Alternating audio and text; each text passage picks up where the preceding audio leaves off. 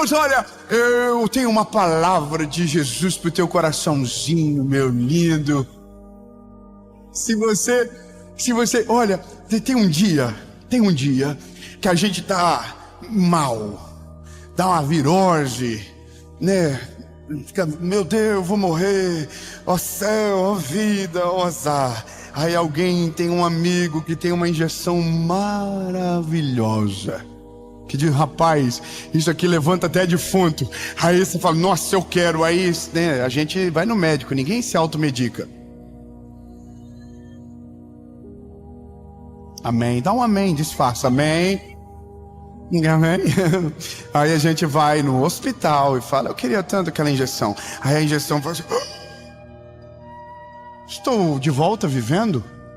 Aí você já quer comprar um carro, fazer uma dívida, mudar de emprego, não é verdade? Isso é o que a gente chama de injeção de ânimo. Eu quero que você saiba que tem gente que tem pavor disso. Tem gente que diz, nossa, quando é motivacional demais, tá errado. Você já viu? Tem gente que pensa que a vida com Jesus é uma vida que eu tenho que, oh céu, tá tudo errado, eu acho que eu vou morrer. Vai mesmo, irmão, todo mundo vai. Mas enquanto a gente estiver nessa terra, o nome de Jesus vai ser glorificado através da nossa história. Aleluia! Ei! Deixa eu dar um presente para você. As tuas vitórias glorificam o Senhor muito mais do que as suas derrotas. Então eu tenho uma palavra profética de Jesus sobre você. Você vai vencer.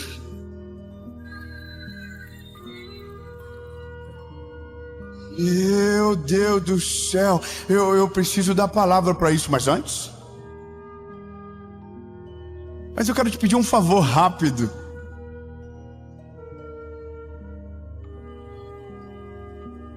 Curte o vídeo, olha o povo falando aí, gente. Ajuda, curte o vídeo. É rapidinho, você apertou já. Oh, curtiu, que coisa. O que acontece? O YouTube manda para mais gente, mais pessoas são abençoadas e mais pessoas irão ouvir ainda hoje.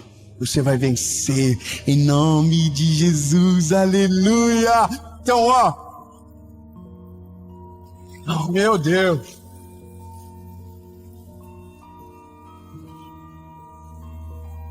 Curte o vídeo, comenta, compartilha, ativa o sininho, manda pros inimigos, manda no grupo de WhatsApp da família que você ama, tá lá, amém. E se você ainda não é inscrito no canal, se inscreva, nós já somos mais de 10 milhões de inscritos, aleluia! Então se inscreva, ativa o sininho, toda segunda-feira tem uma palavra de Jesus para você aqui. E por falar em palavra de Jesus, vamos para ela.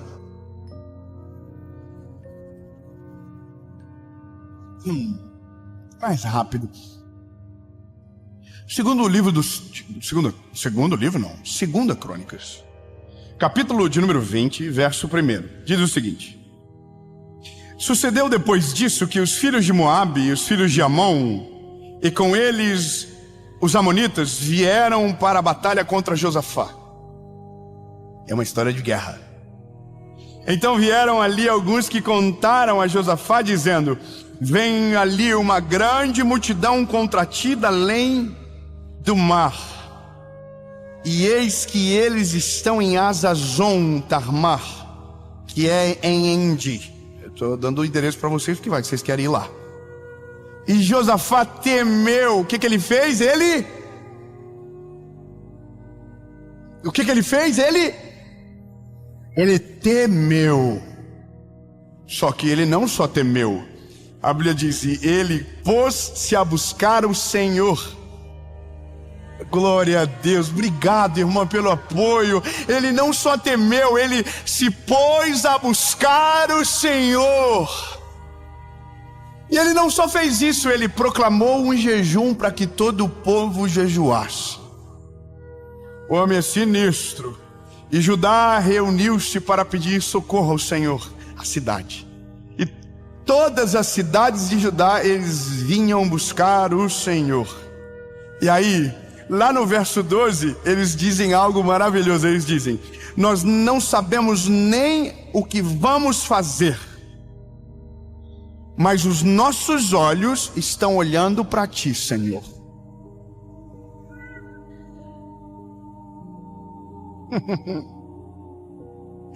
Aí, bicho, a gente já volta. Bom, isso aqui pra mim é maravilhoso, sabe? Eu não sei você, mas quando eu tô meio down assim, que eu tô meio cansadinho, meio pra baixo, o que eu faço? Eu vou pra Bíblia, eu vou pra palavra. Eu boto no YouTube palavras de Deus pra me animar. Você faz isso? Você coloca lá quem? Eu coloco um menino do YouTube lá que eu gosto muito dele, bonitinho, um clean, casadinho com uma moça, né? Sou eu. Não, eu coloco uns pregadores mais legal. Eu gosto, daí eu coloco. E aí eu sou assim, eu começo, ai meu Deus do céu, irmão, e eu saio assim, acordadão, falei, Deus vai fazer algo novo, Deus é poderoso, Ele vai fazer na minha vida também. Não, é por isso que serve a palavra testemunho. Você sabia que testemunhar é produzir provas que Deus é presente na sua história? Então, quando você vence, se você não testemunha, você esconde algo que pode mudar a vida de alguém. Quando você vence e testemunha, alguém que poderia perder por conta da sua história vai vencer em nome de Jesus. Então, a Bíblia é importante porque a Bíblia mostra exatamente histórias que mostram que com Deus tudo é possível, que com Jesus tudo é possível aquele que crer. Então a gente lê as histórias e a questão é que às vezes a gente fica com uma distância muito grande entre o que está na Bíblia e o que pode ser a nossa realidade. Isso não é verdade? A gente olha e diz, poxa, aconteceu lá, mas não pode acontecer aqui. Acontece na vida dos outros, mas nunca aconteceu na minha casa. Você sabia que tem pessoas que dizem isso de verdade? Deus nunca fez nada na minha casa, Deus sempre fez na casa dos outros. E talvez isso seja real mesmo. Talvez os milagres visíveis nunca aconteceram, mas os invisíveis acontecem todos os dias. Quantos livramentos Deus já te deu? Quantas vezes era para você nunca mais estar aqui e você ainda está aqui glorificando o nome do Senhor? Quantas coisas Deus fez por você e você nem soube? Quantos carros não atravessaram na hora que você estava passando, que o Senhor colocou a mão e não deixou e livrou você? Quantas vezes o seu filho saiu de casa e não era para ele voltar nunca mais, mas ele voltou para sua casa e ele está com você? Quantos milagres que Deus fez? Agora, qual é o problema? Os milagres visíveis, eles só acontecem quando nós provocamos. Olha, Pedro está no meio da tempestade, o pau torando. Vou morrer. Pedro disse, se o Senhor está aí mesmo, me chama que eu vou contigo sobre as águas. Tinha 12 discípulos, só um andou sobre as águas. Deus não gostava dos 11? Não, é porque só um pediu. 10 amém. Eu vou dizer de novo, vamos lá. Irmão, só um pediu. Se os 12 tivessem pedido, Deus fala, faz uma fila, um atrás do outro, um de cada vez, aí vem vindo. Sai primeiro, quem queria chamar primeiro? Vem João bonitinho, tô indo. Top, mas João estava no barco assim, ó. Eu não pedi nada disso. Quem pediu foi o Peter. Pedrão, ele é vida louca, eu tô de boa aqui, Jesus. Eu sei que o Senhor vai resolver, entendeu? É isso, tem milagres que a gente só não vive porque não provoca. Eu sempre conto algo que faz parte da minha vida. Quando eu aceitei Jesus, irmão, eu fiquei vida louca demais. Eu queria orar por todo mundo.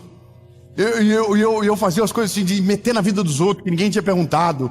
Uma vez eu estava numa igreja, saiu uma mulher com a mão na boca assim, chorando. Eu falei, o que está acontecendo? Ela de dor de dente. Eu falei, vai para onde? Ela, pro médico. Eu falei, não antes de eu orar. Irmão, daí eu orei por ela. Oh meu Deus, cura ela agora, Senhor, aleluia. Sabe o que aconteceu? Ela foi pro médico. Então, mas entenda que tem coisas que você só sabe se você provoca. Amém? O problema é que quando a crise vem, a gente morre de medo. E o medo é o maior paralisante que existe na vida do ser humano.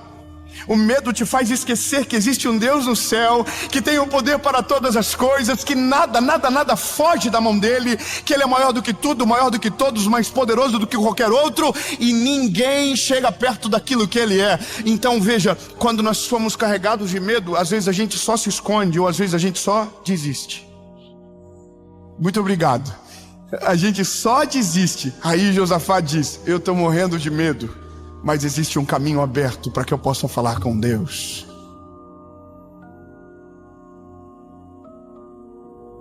Deus, a gente não sabe nem o que a gente vai fazer. Isso é maravilhoso. É quando você está numa circunstância, todas as opções acabaram. Sabe, é muita gente. A lógica de Josafá são 3 povos reunidos contra um só. é muito soldado, é muita gente. A gente não vai perder, a gente vai ser humilhado, a gente vai ser destroçado por esse povo. É quando nós olhamos para os nossos inimigos, eles são muito maiores do que nós, muito maiores do que tudo. Então a gente olha e diz: meu Deus, é impossível, não tem como. E a gente entra naquela espiral de dor e de medo e de caos, e a gente se esconde. Quantos de nós, por conta do dia mau, estamos escondidos dentro de quartos até hoje e ainda não voltamos a viver porque nós não provocamos o sobrenatural, nós não clamamos o Senhor. A gente apenas disse para o Senhor que deu tudo errado, mas não perguntou se Ele podia fazer algo ao nosso favor. Meu Deus, a gente diz para todo mundo: deu errado, mas você orou, mas você apresentou ao Senhor, mas você dedicou tempo, você gastou o seu coraçãozinho, os seus joelhos em oração, você jejuou pelo menos um dia pelo aquilo que você precisa. E a resposta sempre: não, eu acredito que não dá. Eu acredito que é tarde demais. Quantos de nós temos essa sensação? É tarde demais, o problema é grande demais. E aí Josafá está dando uma aula de como reagir no dia mau. Ele diz: Senhor, eu estou com medo, mas eu tenho um povo que ama a tua presença. Judá, ele chama todo o povo e diz: gente, seguinte, o exército é grande demais, não tem como, a gente vai morrer. Se Deus não nos ajudar, já era para o nosso povo. Então eu tive uma ideia: todo mundo vai jejuar.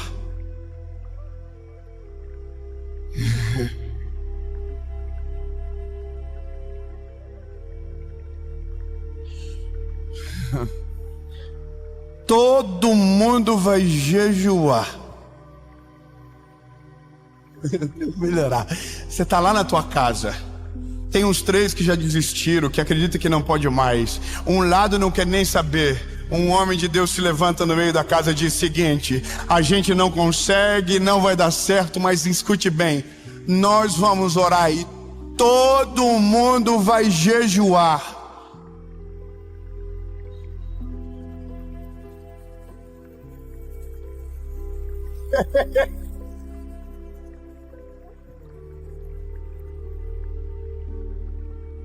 Aí o caramelo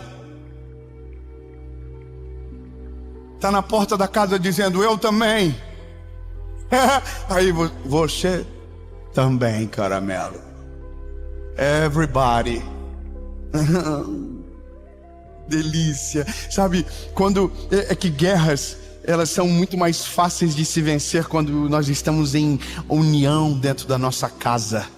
Guerra pode acontecer lá fora, mas dentro da nossa casa tem que estar fechado, o time tem que estar fechado, a gente tem que estar junto. Eu sei que às vezes esse é o maior desafio e por isso tem tanta crise na nossa vida, porque o nosso elo mais forte às vezes é o nosso elo mais fraco. Então, por isso que às vezes, antes de se preocupar com as crises que acontecem lá fora, a gente precisa corrigir as crises que acontecem dentro da nossa casa. Eu tenho um negócio comigo, eu sou casado com a minha esposa, mesma mulher sempre, né? Nunca mudei. E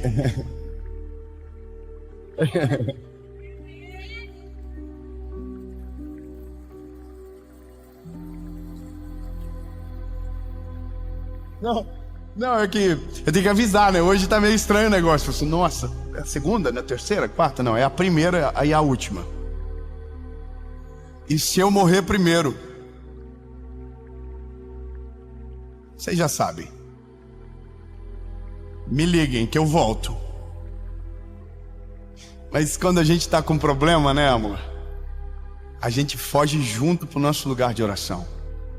O problema não é meu, o problema é sempre nosso. O problema não é dela, o problema é nosso. E se o casamento não te traz isso, alguma coisa está errada. Entende? Não é sobre ser perfeito, é sobre reconhecer que um precisa do outro. Nós precisamos da nossa família junto com a gente, nós precisamos da nossa galera junto com a gente. Então eu olho e está todo mundo de Judá jejuando e orando, e Deus ainda não falou nada, Deus ainda nem entrou na briga, Deus está de boa só vendo o povo. Você sabe que Deus fica de boa quando você está no meio da crise, né? Não, você sabe disso, você não acredita. Deus fala assim, ai meu Deus, ai eu mesmo perdi o sono, não vou nem dormir hoje. A Jéssica perdeu o emprego. Ai, meu Deus. Eu mesmo, meu Senhor, eu mesmo. Ai, meu Deus, o Valdir, olha isso. O Valdir tá doente agora. De novo, a imunidade desse rapaz vive baixa. Você acha que a gente tira o sono de Deus com os nossos problemas? A gente não tira o sono de Deus com os nossos problemas, mas a gente faz Deus vir a nossa direção quando nós dobramos os nossos joelhos e oramos em nome dEle. Você entende? A gente muda.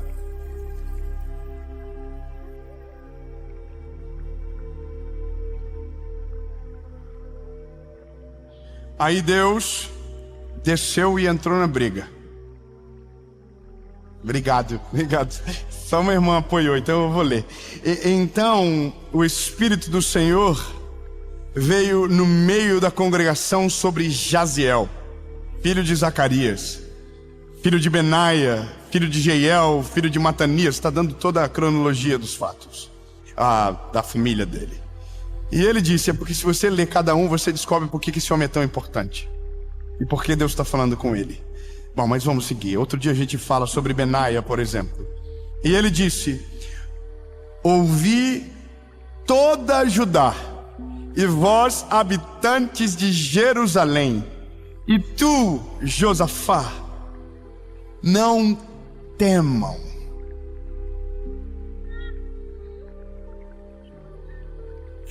Nem fiquem com medo. Eu não estou entendendo. Temor é futuro, medo é presente. Não fiquem com medo do que vai acontecer e não ajam como se eu não estivesse com vocês agora. Sem temor, sem medo. Deu para entender? Não temam e não fiquem amedrontados, nem amanhã, nem hoje. Por que eu não posso ficar?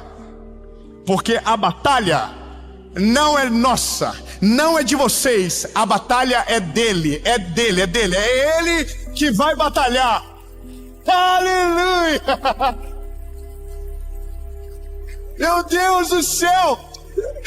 Eu não sei se você entendeu o que é isso, meu lindo, mas quando Deus entra, Ele fala: não é mais você que guerreia, não é mais você que luta, não é mais o teu braço, não é mais a tua força, agora sou eu que vou lutar. Irmão, não sei se você sabe, mas Ele nunca perdeu nenhuma batalha. Ele é poderoso. Eu vou resumir. Quando você não tem mais força, quando você não sabe o que fazer, o medo vai fazer você fugir de tudo e se esconder. Mas se você dobrar os seus joelhos e clamar ao Senhor, Ele vai ouvir a tua oração, Ele vai te responder e Ele vai entrar na batalha. Aleluia. Bom, vou melhorar. E quando Ele entrar na batalha, Ele vai dizer para você: agora deixa comigo, a batalha não é mais sua, agora a batalha é minha. E só para que você lembre e nunca esqueça, Ele nunca perdeu nenhuma batalha.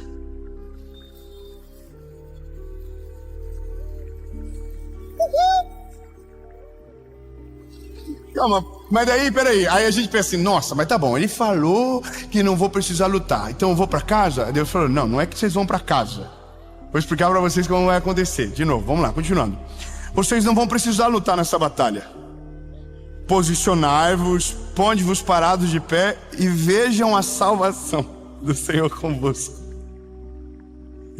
Ó Judá e Jerusalém, não temam, nem desfaleçam. Amanhã vão contra eles, porque eu estarei com vocês. Calma. Não, vocês estão muito ansiosos. É que o detalhe daqui tá aqui, ó. O detalhe, eu gosto do detalhe, da virgulinha. Vocês não vão precisar lutar nessa batalha. Tá, eu vou melhorar, eu prometo. Vocês não vão precisar lutar. Aí pergunta: o que eu faço? Isso, vamos ensaiar. Olha, vocês não vão precisar lutar na batalha. Vem assistir eu ganhar.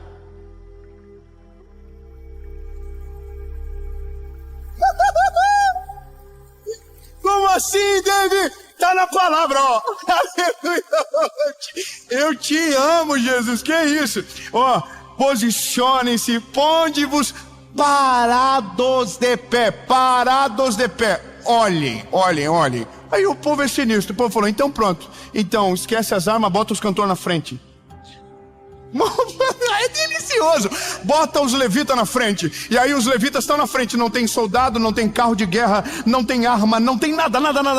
É os cantores na frente cantando glória a Deus nas alturas, bem-aventurado, ei, aleluia. Eles estão louvando ao Senhor. E o que acontece? A Bíblia diz que quando os soldados do outro lado saem na guerra, Deus promove uma confusão no meio deles, e entre eles se destroem. E quando o povo caminha para chegar no lugar, a Bíblia diz que os corpos estavam caídos no chão, porque quando Deus falou através de Jaziel que a batalha era dele, a vitória também seria dele, e só restou uma coisa para que o povo fizesse: levantar as mãos para o céu e dizer glória a Deus, glória a Deus, glória a Deus. Ai.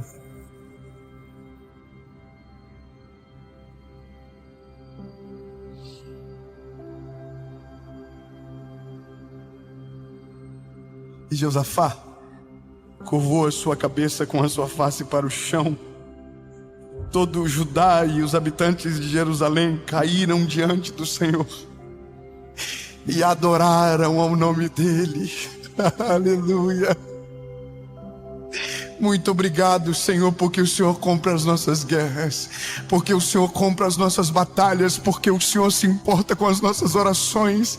E por mais que os nossos problemas sejam pequenos, o Senhor entra com a providência e não nos abandona no meio do caminho. Obrigado, lindo da nossa vida, porque o Senhor olha por nós e se importa com aquilo que estamos passando, e que mesmo que pareça nada para o Senhor, mas grande para a gente, o Senhor entra, resolve, e a glória é toda tua, Jesus. Aleluia. Por isso que a Bíblia é um livro que mantém a gente de pé, sabe? Esse caderno não tem o poder de manter ninguém de pé. Esse livro mantém a gente de pé. Entende?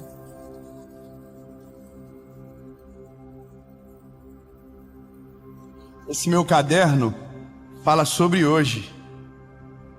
Esse livro fala sobre ontem, sobre hoje, sobre amanhã. Está tudo aqui. Quando nós olhamos para a Bíblia, escute bem isso. Quando nós olhamos para a Bíblia, ela está repleta de histórias de homens que tiveram problemas gigantescos, que tiveram crises que vieram para destruí-los de maneira completa. Muitos homens da Bíblia tiveram desejos de morte, tiveram depressão, tiveram angústias que se apoderaram do medo, que fizeram com que eles tentassem desistir de tudo, se esconder, abandonar o caminho e a sua missão. Só que todos eles, quando Deus entrou na história, o quadro mudou completamente. O que estava perdido foi renovado. O que havia derrota iminente venceu em nome do Senhor Deus de Israel. Aquele que estava caído se levantou, porque quando ele entra, a vitória está garantida. Ai meu Deus, eu vou falar de novo então. Hoje você não ore para que você vença, você só deve orar para que ele entre na batalha, porque se ele entrar na batalha junto com você, a vitória é garantida. Ei, lindo, se esses homens venceram, em nome de Jesus eu também vou vencer. Diga você, eu também vou vencer. Amém.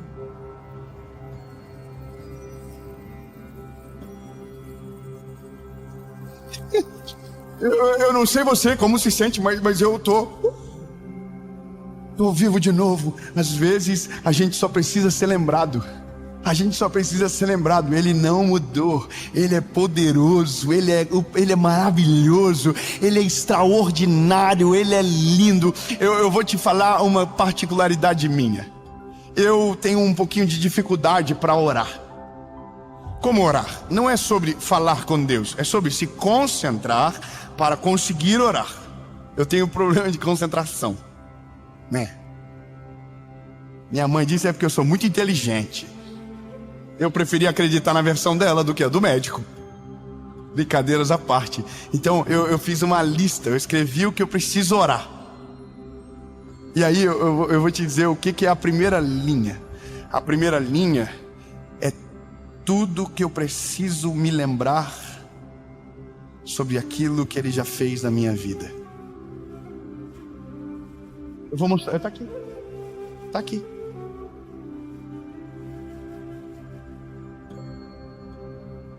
Eu renovei essa semana agora.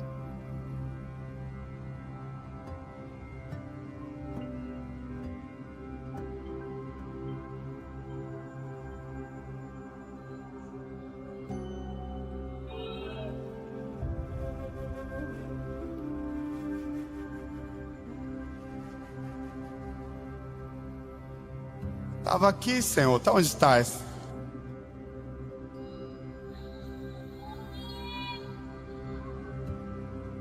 Gente, estava aqui agora há pouco. Bom, eu vou te falar o que está na primeira linha, porque eu estou vendo que não vou conseguir achar agora, só para ser envergonhado.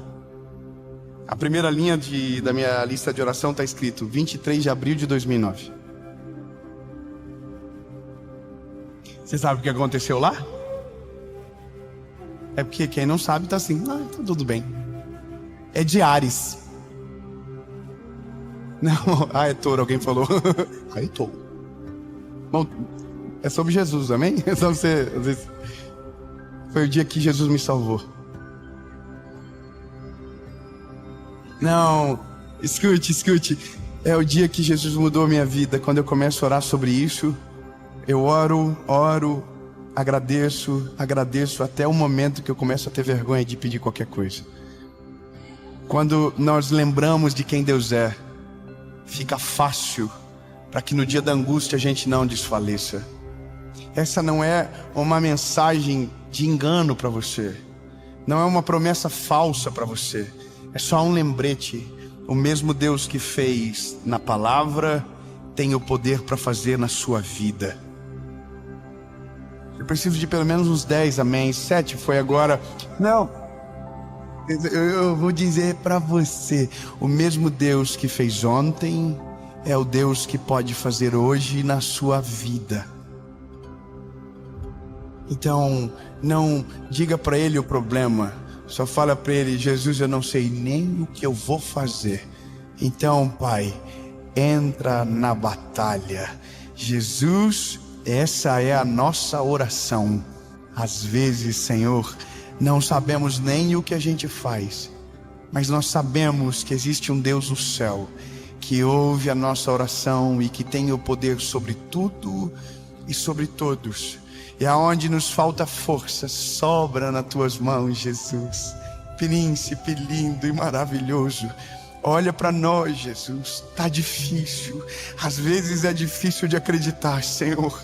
Às vezes é difícil de crer que no nosso caso pode ter uma chance, mas nós nunca saberemos se não te perguntar: Jesus, será que o Senhor podia entrar nessa batalha comigo? Será que o Senhor poderia entrar nessa guerra junto comigo?